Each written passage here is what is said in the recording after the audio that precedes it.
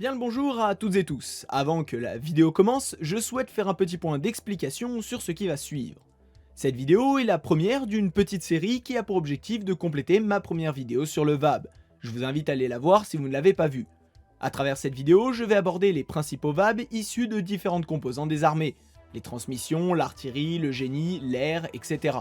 Chaque vidéo abordera une composante différente ainsi que l'ensemble des VAB qui la composent, en commençant par la cavalerie aujourd'hui, ayant déjà fait l'infanterie dans la vidéo initiale. Dans le domaine de la cavalerie motorisée donc, on retrouve les VAB STB, ou support tournant bouclier, Mephisto dont j'ai déjà parlé mais je vais repasser dessus, et bien sûr le tant attendu VAB T2013.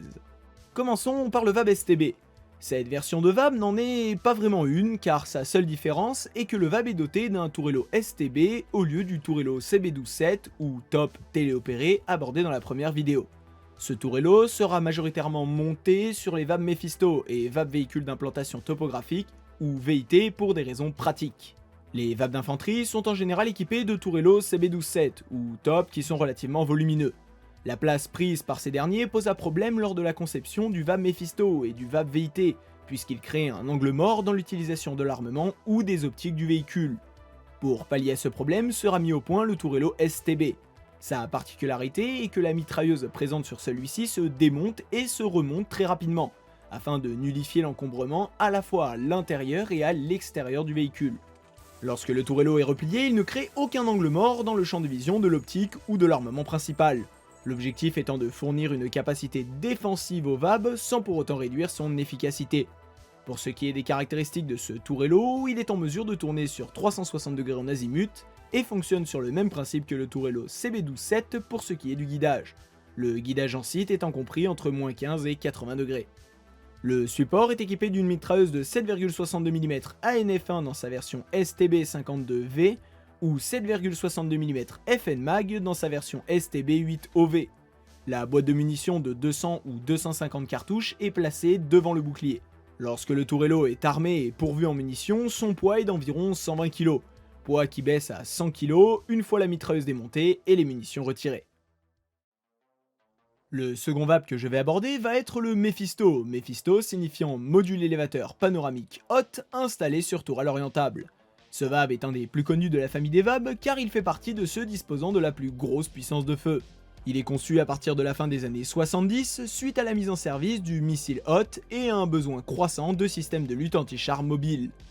Sa particularité est qu'il est doté d'un armement anti-char composé de 4 missiles Hot dans le module élévateur panoramique, et 8 missiles destinés au rechargement du module sous blindage. Ce missile est capable de perforer environ 80 cm de blindage à toute distance, puisque c'est un missile à charge creuse.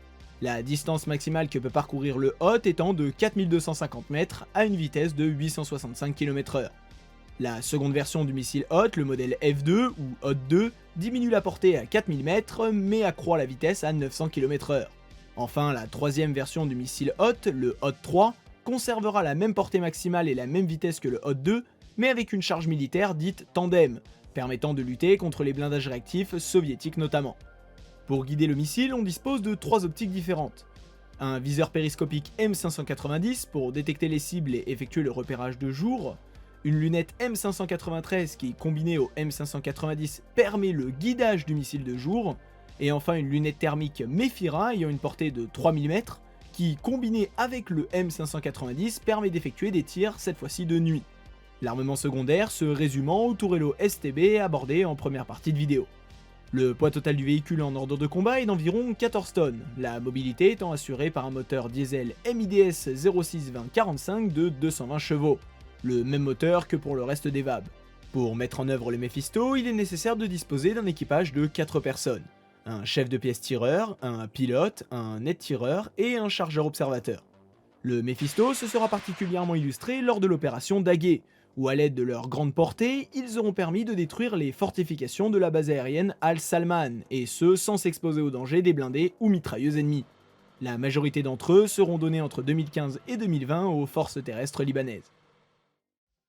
Le troisième et dernier VAB du jour sera le fameux VAB T2013. Le T2013 est conçu à partir de 1978, soit dès la mise en service du VAB.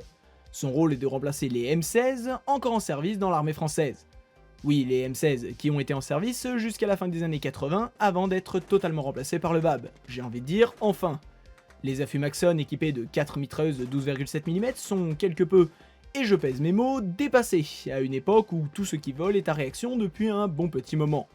Le rôle principal du T-2013 sera d'accompagner les AMX-30 Roland, ces dernières étant totalement dépourvues de systèmes de lutte anti-aérien courte et très courte portée et de systèmes de lutte anti-infanterie. Son rôle, contrairement à ce que l'on pourrait croire, n'est absolument pas d'effectuer du support d'infanterie comme un VCI, bien qu'en étant capable. Pour cela, l'armée française était déjà dotée de l'AMX-10P. Néanmoins, le T-2013 utilisera la même tourelle, nommée Toucan TC-2013, et donc le même canon de 20 mm JAT M893 à double alimentation. Ce dernier couplé à une mitrailleuse de 7,62 mm AA-52. A savoir que cet armement a été repris des dernières versions d'AMX-13 VCI. Certains VAB T-2013 emporteront même des postes de tir Mistral pour accroître leur efficacité en lutte antiaérienne. Lors du retrait du service des AMX-30 Roland en 2008, le T-2013 est transféré au régiment d'éclairage et d'investigation, ainsi qu'au régiment d'artillerie de défense sol-air. Un autre rôle qui sera attribué au T-2013 sera la protection des chars Leclerc via les PAD ou pelotons d'appui direct. La MX-10P qui devait occuper ce rôle était incapable de suivre le char Leclerc. Il fut donc indispensable de trouver une solution en attendant l'arrivée du VBCI quelques années plus tard. Pour cela sera mis en service le T-2013 qui aura pour rôle d'effectuer des opérations de surveillance et de reconnaissance accompagnées de VBL, le tout au profit du peloton de chars lourds. A noter que le T-2013 est encore en service au moment où nous parlons. Et voilà, il en sera tout pour aujourd'hui. J'ai tenté de faire une vidéo dans un style très légèrement différent de d'habitude, donc n'hésitez pas à me dire ce que vous en avez pensé dans les commentaires. Pour les curieux, je vous invite à aller jeter un coup d'œil à la vidéo qui apparaît à votre écran sur le VBMR Griffon, qui succède donc au VAB. Pour ma part, je vous laisse, et je vous dis à très bientôt pour la suite.